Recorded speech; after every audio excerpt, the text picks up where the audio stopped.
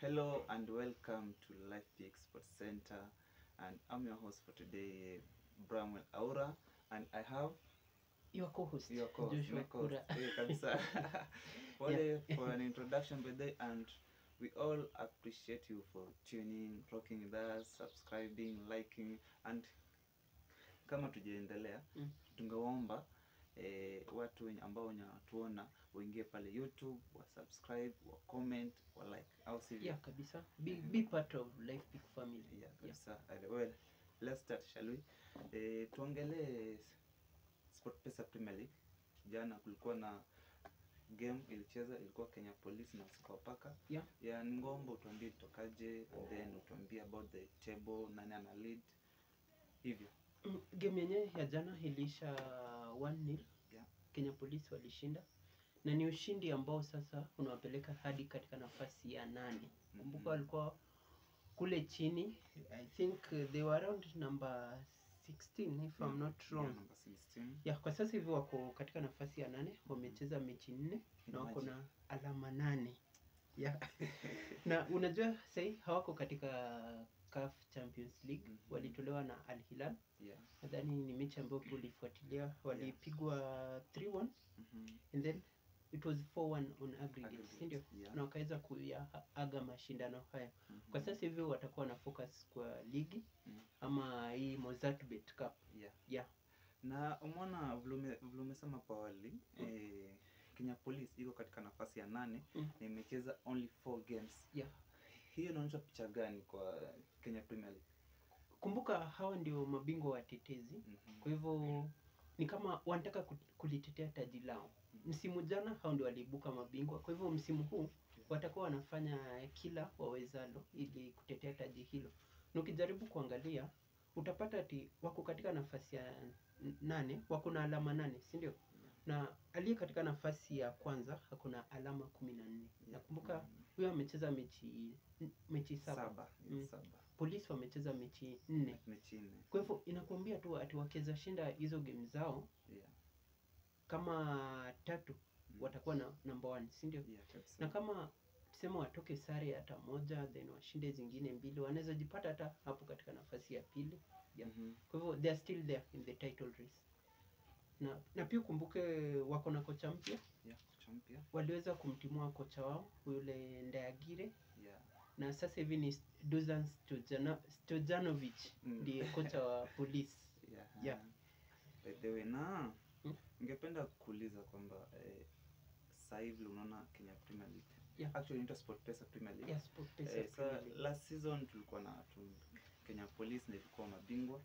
Do you think this season tunaweza pata new champions? Yeah, it's possible. Msimu huu kuna dalili tunaweza shuhudia bingwa mpya. Na kuna uwezekano pia Polisi wakatetea. So siwezi wa rule kabisa, but mimi kitu najua this season we will have a new champion pale SportPesa Premier League. Na kama nilivyokuambia hapo awali, timu ambazo inafaa tuangalie sana, kuna Gor Mahia, kuna AFC Leopards, alafu Tusker kwa umbali. Hizo ndio timu Tusker. Baadaye mafans wa FC Leopards huko nje wanapiga kelele sana, wanaambia watu ati nataka mtuonyeshe timu gani kwa unbeaten. Wanasema hivyo, timu gani kwa unbeaten. Baadaye ingo bado hawajapoteza msimu. Hawajapoteza. Wameshinda mechi 3, wametoka sare 3. Yeah. Kwa hivyo inakwambia ni timu ambayo imejipanga. Ukiangalia pale Fred Ambani anafanya kazi nzuri kabisa. Japo kuna mashabiki walikuwa wamelalamika ati kazi yake ni madro. Lakini aliweza kujibu, unaona alipata ushindi. Na inaonyesha tu timu inasonga vizuri. And about CAF Confederation Cup. Unatuambiaje? Naona Nairobi United wanacheza vizuri sana. Kumbuka hii ni timu ambayo ilitoka kule NSL msimu jana, ndio wameingia katika ligi. Na ndio wacheze hii CAF Confederation, walitandika Gor Mahia katika Mozartbet Cup finali. Ndio wakaweza kuingia katika mashindano haya, of which sasa wako group stage. Na walitoa hizo fixtures wako katika kundi ba na wako na Wydad, alafu wako na AS Maniema Union na pia wako na Azam FC. Na sasa ratiba watakuwa wanaanza na Wydad, alafu mechi yao ya pili watacheza dhidi ya Maniema Union, alafu mechi yao ya tatu watacheza dhidi ya Azam. So second leg pia wataanza na Azam and then wacheze na Wydad alafu wamalizie Maniema. Yeah, but hiyo ndo ratiba ya CAF Confederation ya Nairobi United. Yeah. Ningependa turuhusu tusonge mbele about Talanta Hela. Tumeona stadium mpya inajengwa na Rais mtukufu William Samuel Ruto. Na as we all know, will the co-hosts of AFCON 2027 and ukiona hiyo infrastructure vile inaendelea nchini, what inamaanisha nini kwa football ya Kenya na miaka zijazo? Kenya imepiga hatua sana ukiangalia masuala ya soka. Kwanza utakuwa unaangalia hiyo Talanta Hela Stadium. Alafu ukiangalia jinsi Nyayo na Kasarani pia ziliweza kufanywa ukarabati. Inakwambia tu kwa Kenya, yani wanajaribu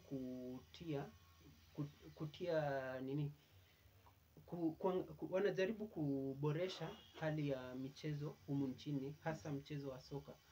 Unaona tuko na rais ambaye anadhamini soka kabisa. Unaona katika timu ya taifa pale walipokuwa wanacheza CHAN, alikuwa anawapa motisha. Alikuwa millionaires. Unaona timu ya wanadada Harambee Starlets. Juzi vile walikuwa wanacheza na Gambia. Baada ya kutoka na ushindi, rais akawapa kitu kidogo. Mtu alipata 1M. Unaona tu inawapa wale wachezaji motisha na wanajituma. Nakumbuka Starlets pia hiyo siku waliandikisha rekodi kwa kuwa mara ya mwisho wao kufuzu dimba la AFCON ilikuwa 2016, ndio miaka 9 iliyopita kabisa. Na kwa hivyo katika makala yajayo watakuwa katika mashindano hayo. Na Talanta Hela Stadium itasaidia sana humu nchini. Kuna mechi za kimataifa ambazo zikikuja humu nchini, ile itakuwa kama itakuwa kama fahari ya Kenya kabisa. Ukiona jinsi inavyoundwa na ikimalizika, I think Kenyan football will be moving to another level kabisa. Of course, Kenyan football is taking shape. Ukiangalia infrastructure vile zinajengwa, rais mtukufu ana support players and it motivated by the young players. Uko nyumbani wanajitia sana, wanajua mpira inalipa. Hasa Kenya sahi. But then let's move on. On Tuesday and on Wednesday, ilikuwa jana, we experienced Champions League. Well, let me give you yesterday Champions League result. Unapata Chelsea waliweza kuzuiwa na Karabag. Club Brugge tena wakitoka sare na Barcelona. Manchester City they beat Borussia Dortmund 4-1 and then Ajax wakipigwa na Galatasaray 3-0. Newcastle wakipiga Atletico Bilbao 2-0 and then Marseille wakipigwa na Atalanta 1-0. Benfica wakipigwa na Bayer Leverkusen 1-0 and then Inter Milan wakipiga Almaty 2-1 and then Pafos wakipiga Villarreal 1-0. And then let's talk about Real Madrid being beaten by Liverpool. Of course tulikuwa hapa, most of us and a lot of people in the world walikuwa nasema lazima Real Madrid ishinde because of the current situation at Liverpool.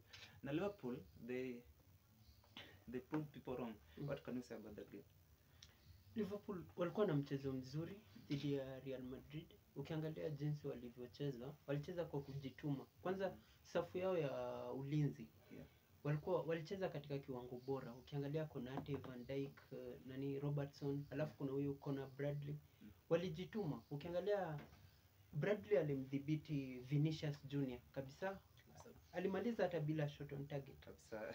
Kisha kuna wale mabeki wakati ukiangalia Van Dijk na Konate pia walifanya kazi nzuri. Mbappe alimaliza mchezo bila kupiga hata shuti moja iliyolenga goli. Shot on target. Na ukiangalia tena safu yao ya kiungo, akina Zobo, akina Alista, pia walicheza tu vizuri. Kwa hivyo inakwambia tu Liverpool wameamka. Na maybe game yao ya Aston Villa wengi walikuwa wanadhani walishinda kibahati, but kupiga Madrid inakwambia wameamka kabisa.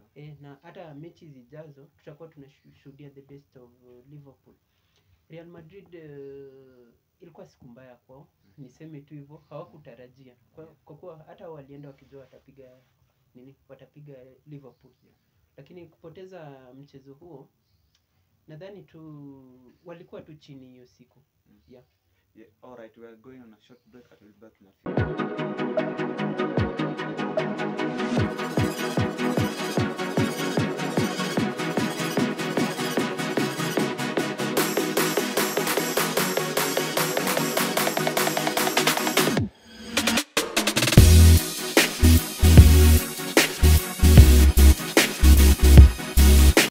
Welcome back, and let's dive in the Premier League. And good news for Chelsea, Cole Palmer will be fit to face Barcelona and Arsenal after an international break. But there's a good boost, and then it's a very important player for Chelsea, isn't it? It will be a boost to Chelsea. When Palmer akirudi, I think itakuwa inaongeza Maresca options pale hivyo attack yake. Na umekuwa ukiona Chelsea time Palmer yuko wanasuasua, they lack that creativity. But sir, I think the moment atakuwa anarudi itakuwa inasaidia to add that more creativity into the attack. Kabisa. And then uliona Chelsea jana vile walikuwa na fumble sana na Karabag. Hope Palmer akirudi itakuwa sawa. Palmer Karabag were at their best yesterday. Yeah, by the way. And wengi watakuwa na laumu Chelsea ati they are back. Ilikuwa Champions League match week 4 na Karabag kwa historia yao mara kwanza walishinda 2 wakidraw 1 wakipigwa 1. Umeona? They are at their best by the. And then let's move on. Let's talk about Manchester United. Manchester United finally back. Now we are now seeing the Ruben Amorim 3-4-3 system. It's taking shape right now. Do you think they're still back, or bado kuna masiku they need to prove a point at the Premier League? No, let's give them time. I know that formation it will work. But I think we should give them time. Nikisema they are back, then waende wapigwe na Spurs, watu watakuwa wanaanza sijui nini. But kuna hope. There's hope. Ukiona vile walicheza against Chelsea, wakacheza against Liverpool, na hata Arsenal, inakwambia kuwa that formation can work. Now Manchester United, the moment it tick, Manchester United, they will be very lethal. But after they have played 4 Premier League games, wameshinda 3 na wakidraw 1. We expected them to win for the 5. first time since Amorim took charge by the. And then umesema to expected to win 5. But there was our fan who is suffering. There is our fan mwenye nakapitia. And we hope soon atapata ka new haircut. And then Manchester United right now they are disciplined, they work together, they lose together, and then they win together. I think hiyo umoja ndio itawasaidia sana the club to be successful. Ndio unajua teamwork ndio team iweze kuwa poa. I think they should play in unity. Na the moment tu wameanza kucheza as a team, watakuwa timu ngumu sana. But let's move on. Kuna hii story wenye watu wako wanaongelea sana since Arsenal hivi. Will an injury crisis affect Arsenal dreams of winning the Premier League? That's a question for you guys.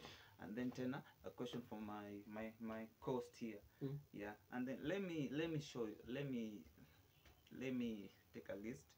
Arsenal injured attackers. We have Victor Gyökeres, Gabriel Jesus, Kai Havertz, Noni Madueke, Gabriel Martinelli, and then Martin Odegaard. All those Mendy pia. Then Kepa, goalkeeper. Madueke pia umesema. But let us focus for more about attackers, because last season walikuwa nasema tuko na striker nini injuries, Gabriel kila siku anapata ndio maana kushinda league.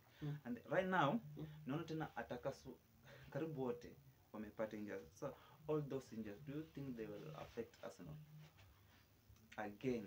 It's tricky. They are going to have a tricky season. Kwanza tuseme Gyökeres injury yake by the way ni kitu ambayo inafaa watu wa Arsenal wawe na wasiwasi.